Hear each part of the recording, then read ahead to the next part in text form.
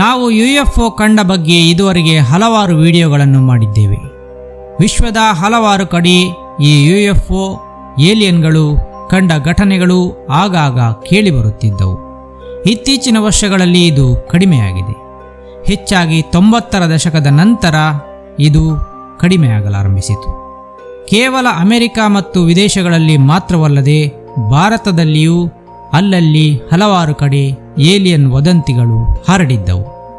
ನಮ್ಮ ಚಾನೆಲ್ನಲ್ಲಿಯೂ ಅದರ ಬಗ್ಗೆ ಹಿಂದೆ ಹೇಳಿದ್ದೆವು. ಈ ಏಲಿಯನ್ UFO ಕಂಡ ಘಟನೆಗಳೆಲ್ಲ ನಿಜವೋ ಅಥವಾ ಕೇವಲ ವದಂತಿಯೋ ಎಂಬ ಬಗ್ಗೆ ಇವತ್ತಿಗೂ ಕ್ಲಾರಿಟಿ ಸಿಕ್ಕಿಲ್ಲ. ಆದರೆ ಇದುವರೆಗೂ ಇದರ ಬಗೆಗಿನ ಆಸಕ್ತಿ ಮಾತ್ರ ಯಾರಿಗೂ ಕಡಿಮೆಯಾಗಿಲ್ಲ. ದಶಕಗಳ ಹಿಂದೆ ಕೂಡ ಬೇರೆ ದೇಶಗಳಲ್ಲಿ UFOಲಾಜಿಸ್ಟ್ಗಳು, ಏಲಿಯನ್ ಎಂಥೂಸಿಯಾಸಿಸ್ಟ್ಗಳು ಹುಟ್ಟಿಕೊಂಡಿದ್ದರು. UFO ಘಟನೆಗಳನ್ನು ತನಿಖೆ ಮಾಡುವ ತಂಡಗಳು ಹುಟ್ಟಿಕೊಂಡಿದ್ದವು.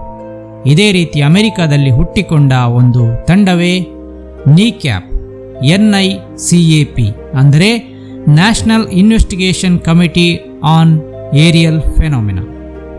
ಇದು ಅಮೆರಿಕದ ಒಂದು ಸಂಘಟನೆಯಾಗಿದ್ದು 1956ರಿಂದ ಕಾರ್ಯಾಚರಿಸಲು ಪ್ರಾರಂಭಿಸಿತ್ತು. ಇವರು UFO ಘಟನೆಯನ್ನು ಕೇಳಿದಾಗಲೆಲ್ಲ ಅದರ ಬಗ್ಗೆ ತನಿಖೆ ನಡೆಸಲು ಬರುತ್ತಾರೆ. ಆ ಘಟನೆ ಎಷ್ಟು ನಿಜ ಎಷ್ಟು ಸುಳ್ಳು ಎಂಬುದರ ಬಗ್ಗೆ ವರದಿ ನೀಡುತ್ತಾರೆ. ಜನರು UFO ನೋಡಿದ್ದಾಗಿ ಸುಳ್ಳು ಹೇಳಿ ಪ್ರಚಾರ ಗಿಟ್ಟಿಸಿಕೊಳ್ಳುವರಾದ್ದರಿಂದ ಅವರ ನೈಜತೆಯನ್ನು ಕಂಡುಹಿಡಿಯಲು ಈ ತಂಡ ಬರುತ್ತಿತ್ತು. ಈ ತಂಡ ಇನ್ವೆಸ್ಟಿಗೇಷನ್ ಮಾಡಿದ ಒಂದು ಘಟನೆಯೇ 1971ರ ವರ್ಜೀನಿಯಾದ ಘಟನೆ.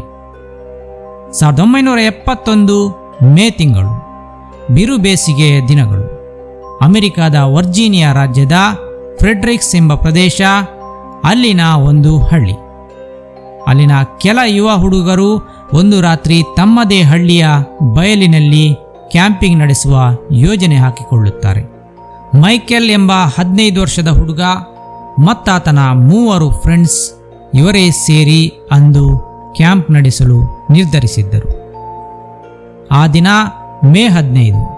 ಅವರು ರಾತ್ರಿ ಊರಾಚೆ ಹೊರಗಿನ ಬಯಲಿನಲ್ಲಿ ತಮ್ಮ ಟೆಂಟ್ಗಳನ್ನು ಕಟ್ಟಿ ಕ್ಯಾಂಪಿಂಗ್ನಲ್ಲಿ ಮಗ್ನರಾಗಿದ್ದರು. ಅವರ ಜೊತೆಗೆ ಮೈಕೆಲ್ ಕರೆತಂದಿದ್ದ ಲಕ್ಕಿ ಎಂಬ ಆತನ ನಾಯಿಯೂ ಇದ್ದಿತ್ತು. ರಾತ್ರಿ ಸುಮಾರು 10ರ ಹೊತ್ತಿಗೆ ಅವರಿಗೆ ದೂರದಲ್ಲಿ ಕಾರಿನ ಹಾರನೊಂದು ಕೇಳಿಸುತ್ತದೆ. ಅದನ್ನು ಕೇಳುತ್ತಲೇ ಅವರೆಲ್ಲ ಅಲರ್ಟ್ ಆಗುತ್ತಾರೆ. ಅದೇನೆಂದು ಅವರಿಗೆ ನೋಡಲೇಬೇಕಿತ್ತು. ಅದಕ್ಕೆಂದೇ 3 ಅಲ್ಲಿಂದ ಹೊರಡುತ್ತಾರೆ. ಈಗ ಕ್ಯಾಂಪಿಂಗ್ನಲ್ಲಿ ಉಳಿದಿದ್ದುದು ಮೈಕೆಲ್ ಮತ್ತು ಆತನ ನಾಯಿ ಮಾತ್ರ. ಆ ಇಬ್ಬರನ್ನು ಕ್ಯಾಂಪ್ ಕಾಯಲು ಬಿಟ್ಟು ಅವರೆಲ್ಲ ಹೊರಟು ಹೋಗಿದ್ದರು. ಆಗಲೇ ಆ ಘಟನೆ ನಡೆದಿತ್ತು. ಅವರುಗಳು ಹೋದ ಸ್ವಲ್ಪ ಹೊತ್ತಿನಲ್ಲಿ ಮೈಕೆಲ್ ಹೊರಬರುತ್ತಾನೆ. ಕ್ಯಾಂಪ್ನಿಂದ ಹೊರಬಂದು ಆತ ದೂರ ಕಣ್ಣು ಹಾಯಿಸಿದಾಗ ಅಲ್ಲೊಂದು ಕಡೆ ಕೆರೆ ಕಾಣಿಸುತ್ತದೆ. ಅವರ ಊರಿನದೇ ಕೆರೆ ಆದುದರಿಂದ ಅದೇನು ಅವರಿಗೆ ಹೊಸದಾಗಿರಲಿಲ್ಲ. ಆದರೆ ವಿಚಿತ್ರವಾಗಿದ್ದೇನೆಂದರೆ ಕೆರೆಯಾಚೆ ಕಂಡ ಒಂದು ದೃಶ್ಯ. ಹೌದು, ಕೆರೆಯಾಚೆ ಆ ದಡದಲ್ಲಿ ಒಂದು ಸಿಗಾರ್ ಶೇಪ್ನ ವಸ್ತು ಗಾಳಿಯಲ್ಲಿ ತೇಲುತ್ತಾ ನಿಂತಿರುವುದು ಮೈಕೆಲ್ಗೆ ಕಾಣಿಸುತ್ತದೆ. ಅದು ಹಮ್ಮಿಂಗ್ ಸೌಂಡ್ ಹೊರಡಿಸುತ್ತಿತ್ತು. ನಿಧಾನವಾಗಿ ಬೆಳಕು ಬೀರುತ್ತಿದ್ದ ಆ ವಾಹನ ನೆಲದಿಂದ 20 ಅಡಿಗಳಷ್ಟು ಎತ್ತರದಲ್ಲಿ ತೇಲಿಕೊಂಡು ನಿಂತಿತ್ತು. ಅದನ್ನು ಕಂಡು ಮೈಕೆಲ್ಗೆ ಕೂಡಲೇ ಅದೇನೆಂದು ಕುತೂಹಲ ಕಾಡಲಾರಂಭಿಸುತ್ತದೆ. ಆ ಯಾನದೊಳಗಿನ ಕೆಲ ಜೀವಿಗಳು ಚಲಿಸುವುದು ಆತನಿಗೆ ಕಾಣುತ್ತಿತ್ತು. ಹೀಗೆ ಮೈಕೆಲ್ ನೋಡುತ್ತಿರಬೇಕಾದರೆ ಆ ಯಾನ ಒಂದೇ ಬಾರಿಗೆ ಜಗ್ಗೆಂದು ಮುಂದಕ್ಕೆ ಚಲಿಸುತ್ತದೆ. ಅಂದರೆ ಅದು ಕೆರೆಯನ್ನು ದಾಟಿ ಈ ಬದಿಗೆ ಬಂದು ನಿಂತಿತ್ತು. ಜೊತೆಗೆ ಮೈಕೆಲ್ಗೆ ಇನ್ನಷ್ಟು ಹತ್ತಿರವೂ ಬಂದಿತ್ತು. ಆ ಯಾನ ತೇಲುತ್ತಾ ನಿಂತಿರುವುದರ ಬದಲಿಗೆ ಈಗ ಅದರಿಂದ ಕೆಲ ಲ್ಯಾಂಡಿಂಗ್ ಗೇರ್ಗಳು ಕೆಳಗಿಳಿಯುತ್ತವೆ. ಆ UFO ಅಲ್ಲಿಯೇ ಲ್ಯಾಂಡ್ ಆಗುತ್ತದೆ. ಈಗ ಆ UFO ಮೈಕೆಲ್ನಿಂದ ಸುಮಾರು 50 ಮೀಟರ್ಗಳಷ್ಟೇ ದೂರದಲ್ಲಿತ್ತು.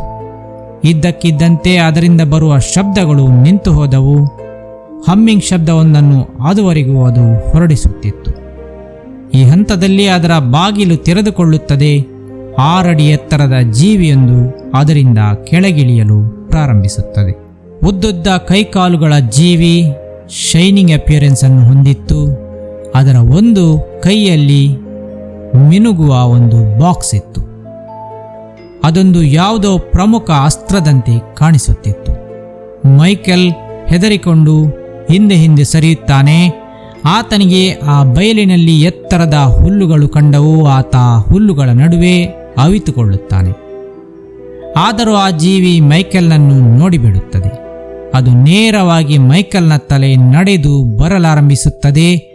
ಆದರೆ ಅಷ್ಟರಲ್ಲಿ ಮೈಕೆಲ್ನ ನಾಯಿ ಲಕ್ಕಿ ಬೊಗಳಲು ಶುರು ಮಾಡುತ್ತದೆ. ಲಕ್ಕಿ ಈಗ ಮೈಕೆಲ್ನನ್ನು ರಕ್ಷಿಸುವ ಹೊಣೆ ಹೊತ್ತಂತೆ ವರ್ತಿಸಲಾರಂಭಿಸುತ್ತದೆ. ಆ ನಾಯಿ ಬೊಗಳುತ್ತಾ ಮುಂದೆ ಸಾಗಿದಂತೆ ಆ ಜೀವಿ ಹಿಂದೆ ಸರಿಯಲಾರಂಭಿಸುತ್ತದೆ. 6 ಅಡಿ ಎತ್ತರದ ಆ ಜೀವಿಯನ್ನು ನಾಯಿ ಹಿಮ್ಮೆಟ್ಟಿಸಿಯೇ ಬಿಡುತ್ತದೆ. ಆದರೆ ನಾಯಿಗೂ ಅದರ ಹತ್ತಿರ ಹೋಗಲು ಧೈರ್ಯವಿರಲಿಲ್ಲ. ಬೊಗಳುತ್ತಾ ದೂರದಿಂದಲೇ ಅದು ಆ ಜೀವಿಯನ್ನು ಅಟ್ಟಾಯಿಸುತ್ತಿತ್ತು. ಆ ಜೀವಿ ಹಿಂದಕ್ಕೆ ಹೋಗುತ್ತಾ ಹೋಗುತ್ತಾ ಕೊನೆಗೆ UFOದೊಳಗೆ ಕುಳಿತುಕೊಂಡು ಬಿಡುತ್ತದೆ.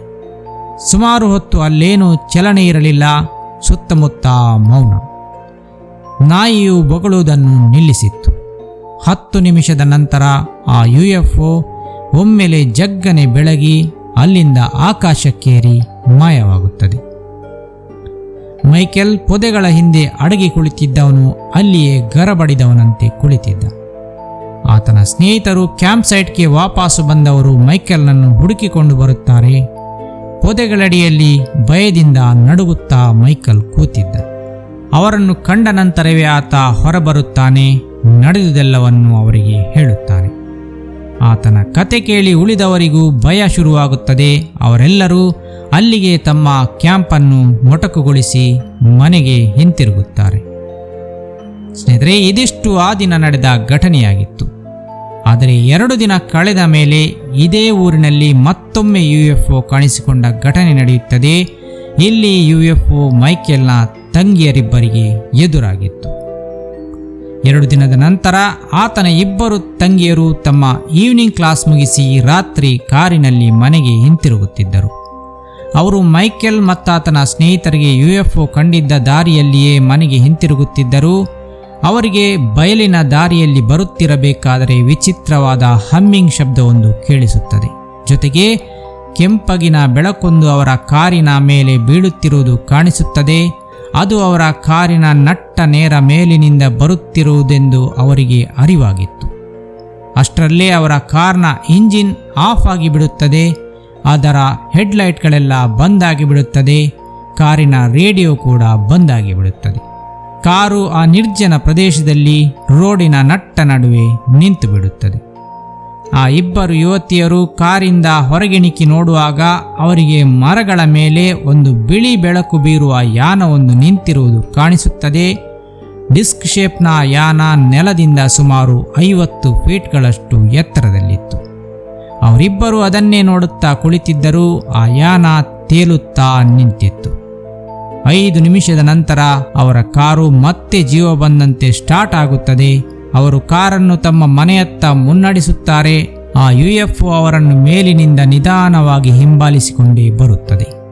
ಆ ಯುವತಿಯರು ಇನ್ನೇನು ಮನೆಗೆ ಹತ್ತಿರವಾಗಬೇಕು ಎನ್ನುವಷ್ಟರಲ್ಲಿ ಅವರ ಅಣ್ಣಂದಿರು ಅಂದರೆ ಮೈಕೆಲ್ ಮತ್ತಾತನ ಅಣ್ಣ ಇಬ್ಬರೂ ಕೂಡ ಮನೆಯಿಂದ ಹೊರಗೆ ಬಂದು ನಿಂತಿದ್ದನ್ನು ನೋಡುತ್ತಾರೆ. ಮನೆ ಹತ್ತಿರ ಆಗುತ್ತಿದ್ದಂತೆ ಅವರು ಕಾರನ್ನು ನಿಲ್ಲಿಸುತ್ತಾರೆ. ಕಾರಿನಿಂದ ಕೆಳಗಿಳಿದು ಓಡಿ ಬರುತ್ತಾರೆ. ಕಾರು ನಿಂತಿದ್ದ ಕಾರಣ ಮೇಲೆ ತೇಲುತ್ತಿದ್ದ UFO ಈಗ ಆ 4ವರಿಗೂ ಸ್ಪಷ್ಟವಾಗಿ ಕಾಣುತ್ತದೆ.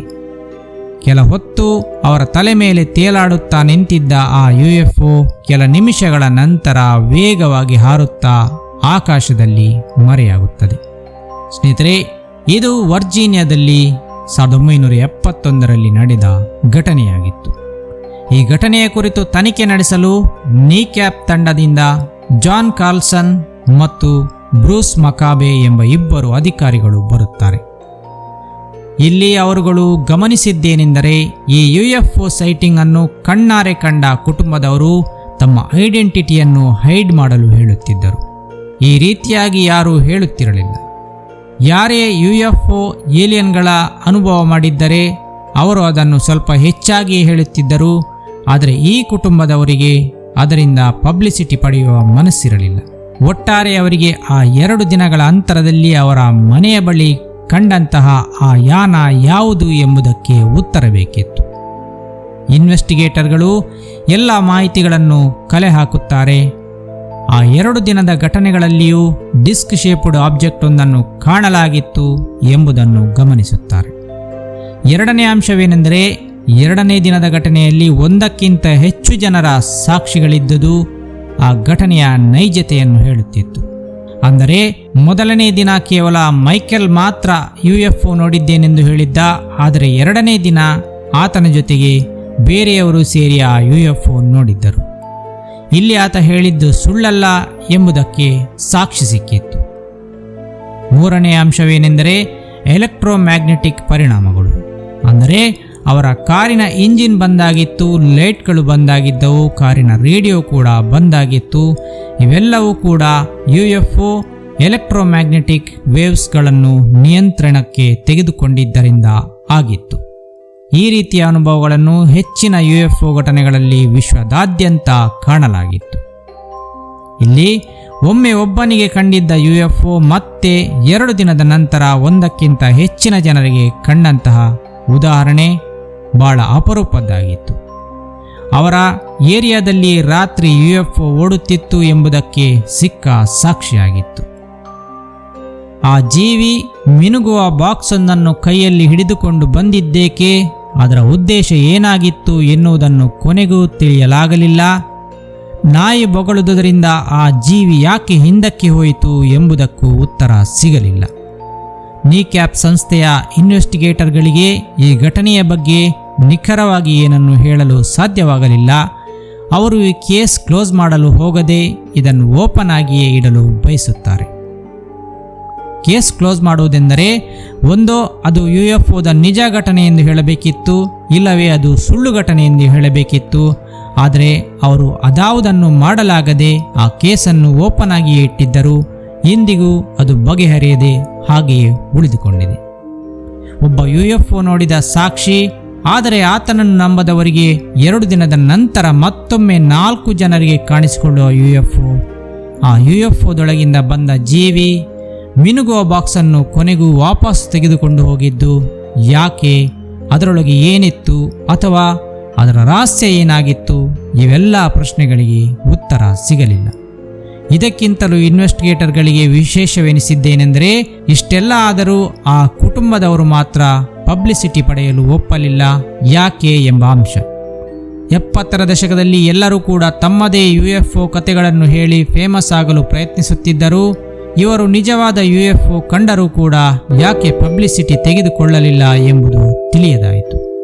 ಹೀಗೆ 1971ರ ಮೇ ತಿಂಗಳಲ್ಲಿ ವರ್ಜೀನಿಯಾದ ಆ ಬಯಲಿನಲ್ಲಿ ನಡೆದ ಘಟನೆ ಏನೆಂಬುದು ಕೊನೆಗೂ ಬಗೆಹರಿಯಲಾಗದೆ ಉಳಿದು ಹೋಯಿತು.